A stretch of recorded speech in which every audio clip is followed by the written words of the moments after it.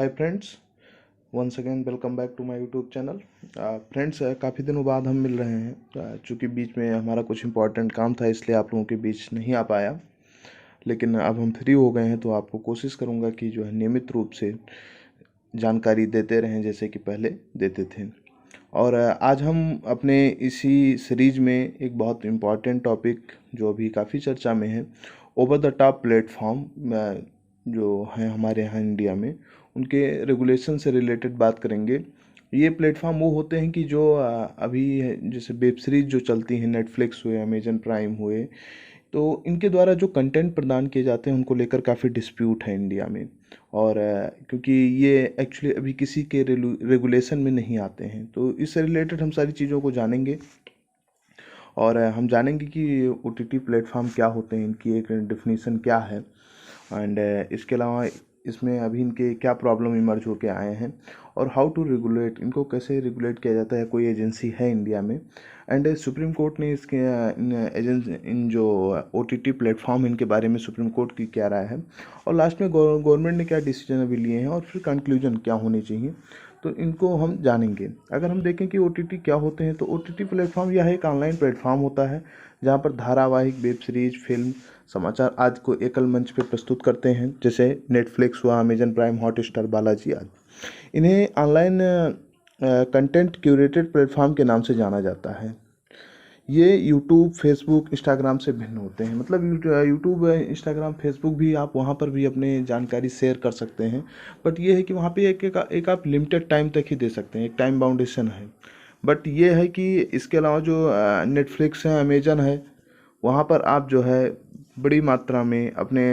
लंबे वीडियोज़ को शेयर कर सकते हैं, जिसके द्वारा वहाँ पे आप जानकारी हो सकता है आपको। और अभी क्या इनसे प्रॉब्लम रहा है और इनको कैसे रेगुलेट किया जा रहा है, तो हाल के समय में ओटीटी हम जान रहे हैं कि काफ़ी बड़ा जो है बाज़ार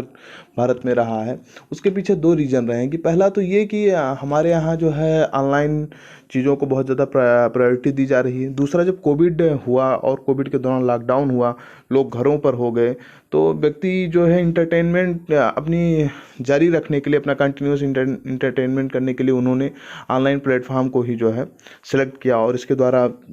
ओटीटी प्लेटफॉर्म काफ़ी ज़्यादा इमर्ज हुआ।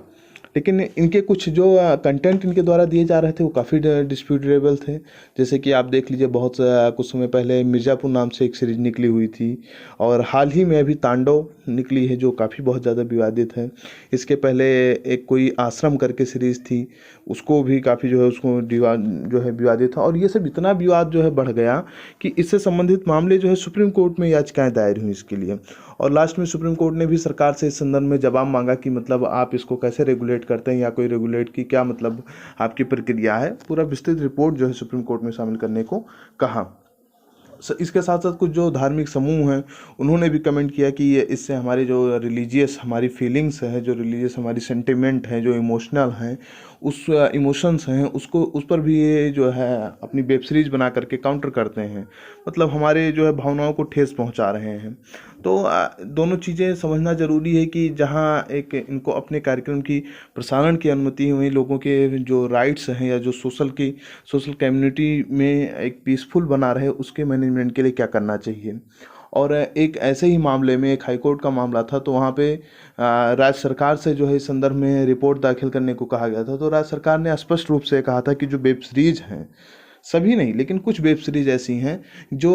बच्चों के मन मस्तिष्क पर काफ़ी ज़्यादा प्रभाव डालती हैं, क्योंकि उनके द्वारा प्रदर्शित किए गए जो कंटेंट हैं वो अपने आप में काफ़ी बड़ी मात्रा में मतलब वो डिस्प्यूट करते हैं।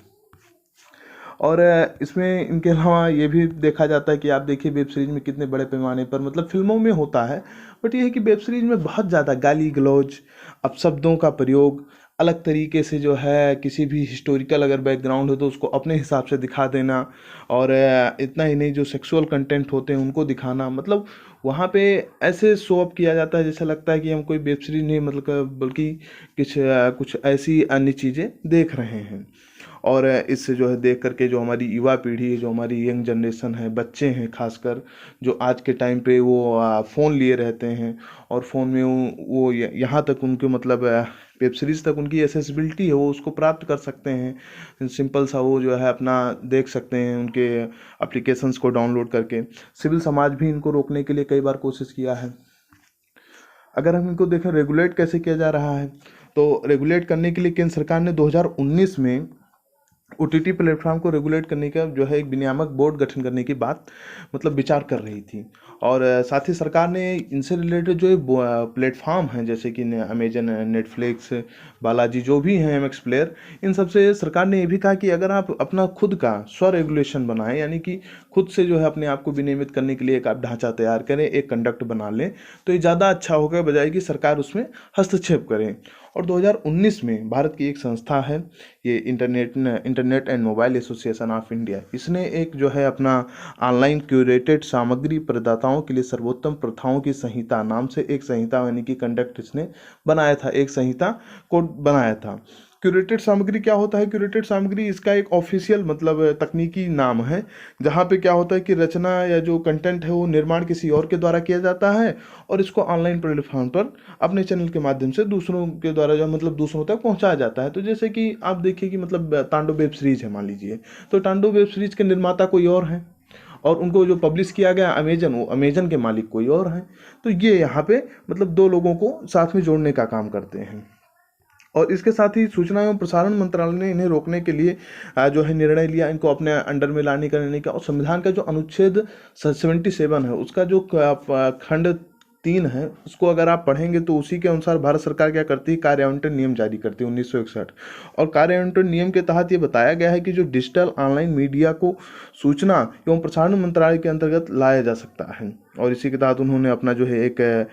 सूचना जारी किया है। और डिजिटल जो ऑनलाइन मीडिया इसके अंतर्गत आते हैं, जो फिल्में और ऑनलाइन सेवा प्रदान करते हैं, चाहे वो ऑडियो माध्यम से या वीडियो के माध्यम से। और अनुच्छेद 77 जो है वो राष्ट्रपति को भारत सरकार के कार्य अच्छे से बेनिफिशरीज तक अच्छे से पहुँचे उसको करने के लिए मंत्रियों को कार्य आवंटन करने के लिए नियम बनाने की शक्ति देता है। इससे पहले क्या होता था कि जो डिजिटल मीडिया है वो प्लेटफॉर्म है वो इलेक्ट्रॉनिक्स एवं सूचना प्रौद्योगिकी मंत्रालय की अधिकारिता में था। अच्छा, एक बात ये भी जान लेना है कि जो IAMAI ने अपना संहिता प्रस्तुत किया था उसको उसमें 5 प्रकार के जो है कंटेंट को मतलब प्रबंधित किया गया था, उनको रोक लगाने की बात कही गई थी। पहला कि उसमें जानबूझकर या दुर्भावनापूर्वक आप राष्ट्रीय प्रतीक, राष्ट्रीय ध्वज, इन सब का अनादर कर रहे हैं, असम्मान प्रकट कर रहे हैं इनके खिलाफ। या फिर चाइल्ड पोर्नोग्राफी, थोड़ा बच्चों को अश्लील सामग्री दिखाने बढ़ावा देने वाला कोई दृश्य है, या कोई ऐसी कहानी या फिर कोई ऐसा सामग्री जो दुर्भावनापूर्ण धार्मिक भावनाओं को मतलब आहत पहुंचाता हो या उसको भड़काए, जिससे हमारा जो सोशल पीसफुल एक बना हुआ है सोशल समाज में एक कॉन्फ्लिक्ट पैदा हो, या फिर ऐसे सामग्री जो जानबूझकर दुर्भावनापूर्वक आतंकवाद को बढ़ावा दे रहा हो। तो ऐसी चीज़ों को जो है अगर वो करते हैं डायरेक्टली तो इन पर रोक लगाया जा सकता है। हालांकि सूचना एवं प्रसारण मंत्रालय ने इसे यह कहते हुए भी अस्वीकार कर दिया था, नहीं एक्सेप्ट किया कि इसमें किसी एक तृतीय पक्ष की सशक्त निगरानी का अभाव है। और ये बात भी बहुत ध्यान देने योग्य है कि 2020 में सुप्रीम कोर्ट की एक बेंच ने ओटीटी प्लेटफॉर्म को निगरानी के लिए एक समर्पित संस्था के गठन को लेकर के सरकार से कहा था कि आप इनके लिए एक डेडिकेटेड बॉडी बनाइए जो इससे रिलेटेड पूरी जो है, क्योंकि अब डिजिटल जो दुनिया है ये अपना आज के समय में बहुत ज़्यादा उभर रहा है और निश्चित तौर पर ये आगे भी इनका जो है उभार या आगे इनका इमरजेंस होता रहेगा। तो ऐसे में ज़रूरी यह है कि अभी कोई औपचारिक रूप से या फिर कोई ऐसे अस्थायी बनाने से अच्छा है कि एक अस्थायी परमानेंट बॉडी बने जो इनको रेगुलेट करे। तो और साथ में सुप्रीम कोर्ट ने ये भी कहा था कि जो कुछ वेब सीरीज ऐसे हैं जो बच्चों के ऊपर नकारात्मक प्रभाव डालते हैं, जैसे कि अभी कुछ दिन पहले शायद दिसंबर मंथ की न्यूज़ थी, हिंदू पेपर में पढ़ रहा था कि बुलंदशहर में एक बच्चा स्कूल में रिवॉल्वर ले आया। तो बाद में जब उससे पुलिस टीम ने काउंसलिंग किया, वो अपने टीचर के ऊपर ले आया था, मतलब टीचर को मारने के लिए। तो जब पुलिस टीम ने उससे काउंसलिंग किया, बात किया कि मतलब बेटा ऐसा आपने क्यों कदम कर लिया, तो उसने अपने बाद में बताया कि मतलब वो पाताल लोक नाम की एक वेब सीरीज थी, उससे वो प्रभावित था। तो इस तरीके से आप समझिए कि किस हद तक बच्चों पर इसका प्रभाव पड़ता है। और OTT के अगर विनियमन की आवश्यकता भी हम बात करें तो ज़रूरी भी है, क्योंकि देखिए विनियमन का प्रश्न वहीं आता है जिनका हमारे जनता से या फिर एक बड़े पैमाने पर उनका देश की अर्थव्यवस्था में कंट्रीब्यूशन होने लगता है। तो ऐसे में ज़रूरी है कि उस चीज़ों को विनियमित किया जाए ताकि वह सरकार के नियम कानून के तहत आएँ और नियम कानून के तहत कार्य करें। यह एक लोकतांत्रिक सरकार की जिम्मेदारी होती है कि वो ऐसे किसी भी व्यवस्था जिससे जनहित जुड़ा हो उसको रेगुलेट कर सकती है। तो जो भारत वर्तमान में यहाँ पर जो है तेज़ी बहुत तीव्र गति से OTT प्लेटफॉर्म का विकास हो रहा है और ऐसा अनुमान है कि वर्ष 2024 तक भारत में OTT उद्योग जो है वो विश्व की सबसे बड़े बाजार के रूप में स्थापित हो जाएगा। छठवें बड़े बाजार के रूप में, यहाँ पे गलत थोड़ा सा लिख गया है, छठवें बड़े बाजार के रूप में वो स्थापित हो जाएगा, सिक्स नंबर पर हो जाएगा। और OTT बाजार का अगर आकलन हम एक देखें तो 2019 में 42.50 बिलियन रुपए के करीब में था, जो कि 2025 तक 237.86 बिलियन के करीब में आंका गया है। हालांकि यह बात भी ध्यान देने योग्य है कि जब हम OTT की बात कर रहे हैं तो इसमें हमारा मीडिया नहीं आ रहा है, क्योंकि मीडिया को रेगुलेट करने के लिए एक अलग से डेडिकेटेड बॉडी है, प्रेस काउंसिल ऑफ इंडिया, जो प्रिंट मीडिया को रेगुलेट करता है, और समाचार प्रसारक संघ है, ये टेलीविजन से जो चैनल हैं उनको रेगुलेट करते हैं। इसके अलावा अपना CBFC है, केंद्रीय फिल्म प्रमाणन बोर्ड, जो कि फिल्मों की निगरानी करती है, वहाँ पे सेंसरशिप वगैरह चलता है। अच्छा, वर्तमान कानून अगर हम देख लें कि अभी इसको रोकने के लिए क्या हमारे यहाँ लॉ है और उनकी क्या मतलब लिमिटेशंस हैं, तो अगर लिमिटेशंस की बात की जाए तो IT एक्ट 2000 में बना था, 2000 में, जिसके तहत मतलब बहुत बड़ा तो उन्होंने उसमें प्रावधान नहीं है कि जो OTT प्लेटफॉर्म को रेगुलेट कर पाए, बट ये है कि उसकी एक धारा थी 69A, जिसके तहत ये कहा गया है कि मतलब कोई ऐसी सामग्री जो भारत की संप्रभुता अखंडता को जो है असुरक्षित करती हो, या फिर जो है विदेशी राज्य के साथ मैत्रीपूर्ण संबंध में कोई दिक्कत लाता हो, कोई प्रॉब्लम हो, और तो उसको क्या कर सकते हैं कि वो इस 69A के तहत मतलब रोक सकते हैं। इसके अलावा IPC एक्ट 1860 में भी ये बात कही गई है कि भारत की एकता अखंडता के विरुद्ध, लेकिन अब ये बात बहुत ही विवादित है कि एकता अखंडता की सीमा कहाँ तक है और व्यक्ति के अभिव्यक्ति की स्वतंत्रता कहाँ तक है, दोनों को निश्चित कर पाना और हमेशा से डिस्प्यूटेबल रहा है। आप देख लीजिए, जैसे JNU में कुछ वर्ष पहले वहाँ के स्टूडेंट ने कुछ भाषणबाजी की थी भारत के विरुद्ध, ऐसे नारे लगाए थे, और ऐसा भारत में मतलब आमतौर पे आप अगर न्यूज़ पढ़ते होंगे कंटिन्यूस तो देखते होंगे कि होता रहता है। तो इन चीज़ों को रेगुलेट करना बहुत जो है विवाद का विषय है, तो इसलिए इसके समझ मतलब एक बहुत डेडिकेटेड और एक पारदर्शितापूर्ण निष्पक्षता के साथ जो है एक नीति होनी चाहिए। इतना ही नहीं, पॉस्को एक्ट जो 2012 में बना हुआ था उसमें भी चाइल्ड पोर्नोग्राफी को रोकने की बात कही गई है।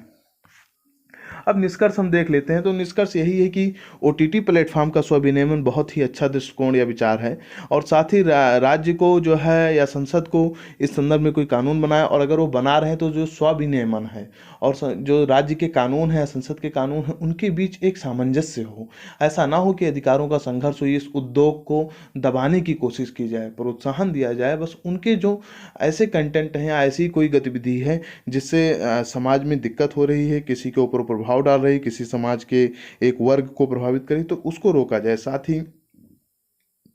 एक वैश्विक रेटिंग प्रणाली की भी स्थापना की जा सकती है, जिससे कि ये पता चले कि हमारे जो OTT प्लेटफॉर्म हैं ये कितने गुणवत्तापूर्ण सामग्री प्रदान करते हैं अन्य की अपेक्षा। और शिकायतों को, अगर कोई शिकायत है, किसी को कोई लेकर कंसर्न है किसी वेब सीरीज़ को लेकर के, किसी सीरीज़ को लेकर के, तो उसके कंप्लेन के लिए एक बॉडी हो जो उसकी कंप्लेन सुन सके, उसकी कंप्लेन रजिस्टर कर सके, और ताकि वो फिर जो है उनके खिलाफ कोई कार्रवाई अपनी जांच कर सकें। सरकार को इसलिए ज़रूरी है कि इसको निर्माण को लेकर के सबके साथ एक बेहतर जो है चर्चा किया जाए, और जो इससे जो भी हितधारक या हित समूह जो जुड़े हैं उनको एक मंच पे बुला करके इसके माध्यम से चर्चा की जाए। देखिए, ये हमारे लिए एथिक्स का भी एक प्रश्न बन सकता है। GS पेपर 4 का, GS पेपर 2 में तो है ही है, GS पेपर 4 का भी हो सकता है कि एज ए जिला अधिकारी या एज ए आप स्टेट के सूचना ऑफिसर होते हुए आप इस चीज़ों को कैसे रेगुलेट करेंगे? आप कैसे इस ऐसे कोई कंटेंट जो जिसको लेकर के भारतीय जनमानस या भारतीय जनता बहुत ज़्यादा विरोध कर रही है, कोई एक वर्ग बहुत विरोध कर रहा है,